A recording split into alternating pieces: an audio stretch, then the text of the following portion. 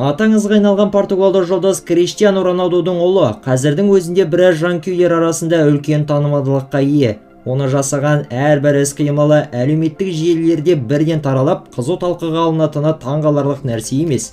Бәрін қызықтыратын нәрсе бар. Кіші Криштиану әкесінің соңынан еріп, атақты футболшы атана ала ма?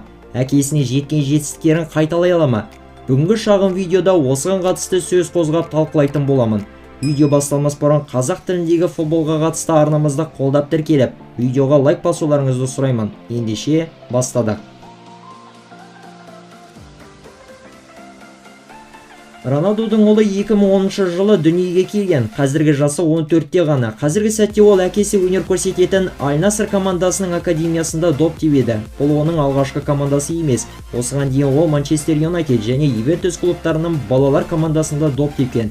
Және қазірдің өзінде ол өз жасына сай өте жақсы көрсеткіштермен танылып жүр. Бірде Роналдудың анасы Марио Долорештің немересі жайында айтқаны барлығын таңғалдырды. Қазіргі жасында кіші Криштиану әкесінің сол кездегісінен мықты ойнайды. Қазірдің өзінде оның бапкері бар, ал ол кезде Роналдуда бапкер болмаған.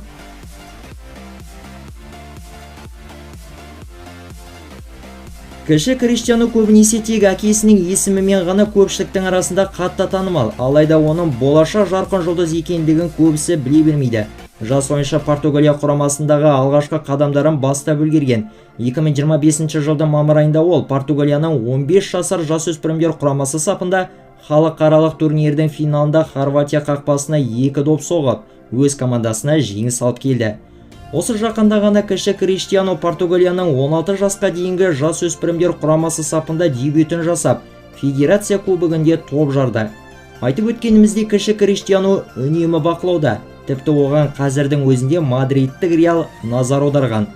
Таралған ақпараттар бойынша Реалдың президенті Флорентино Перестің өзі бұл баланы мұқият зерттеп, бақылауды тапсырған. Реал бақылап жүрсе, демек бұл жайдан жай емес. Құрметті көрермендер, бірер секунд назар аударсаңыздар, видеоларымызды тамашалайтындардың көбісі әлі де біздің арнаға тіркелмеген екен. Сіз де солардың қатарындасыз ба? Егер видео ұнап жатса, дәл қазір арнаға жазылып, лайк басып жіберулеріңізді сұраймын. Қазақ тілінде футбол жайлы сапалы контент жасау сіздердің қолдауларыңызға тікелей байланысты. Біле жүріңіз, сіздің әрбір лайк басып тіркелуіңіз біз үшін үлкен мотивация.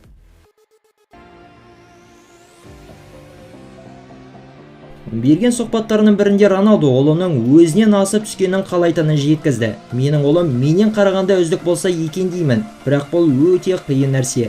Ол ауқатты отбасында өсуде, оған ештеңеге тырысудың қажеті де шамалы. Мен оның дәл менің бала күнім секілді аш болғанын қалаймын. Нақтырақ айтқанда оған дәл менікіндей ұмтылыс керек. Ұлым маған мен сенен де үздік боламын деп айтады.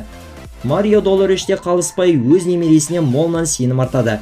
Мен Роналдудың спортингте ойнағанын көргім келетінін айтқамын.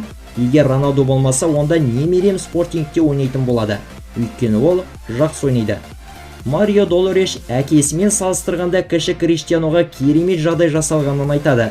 Жас ойыншының жаттықтырушылары бар, сондай оны қолдайтындар да көп. Өткен видеода жасырылған футболшыны мына көрермендеріміз дұрыс тапқан екен. Мансабындағы өнер көрсеткен командалары арқылы жасыратын келесі футболшымыз назарларыңызда. Алғаш дұрыс тапқандарды келесі шығарылымда көрсетіп жариялайтын боламыз. Әрине, кіші Криштиануды дәл қазіргі сәтте әкесімен салыстыруға әлі тым ерте, бірақ та қазірдің өзінде айта кетерлік біраз нәрселер бар. Бір ерекшелігі Роналду Джуниордың бойы әкесі секілді ұзын. Әлі де өсер уақытта алда екенін ескерсек, келешекте бойы әкесінен де асып түсуі ғажап емес. Бойының ұзын болуы әуедегі допқа таластар кезінде артықшылық береді. Кіші Криштианудың ойынын көргендер оның доппен жақсы ойнайтынын және мықты техникасы бар екенін айтады. Жоғарыда атағанымыздай кіші Криштиану жасөспірімдер командасы сапында жарқырап өнер көрсетіп жүр. Әрі таланты да бар. Алайда бір ғана мәселе, кіші Криштиануға әкесінің жолын қайталау үшін аш болып, үлкен қысымдарға төтеп беруге тура келеді. Мұнсыз қандай да бір жетістіктерге жету мүмкін емес.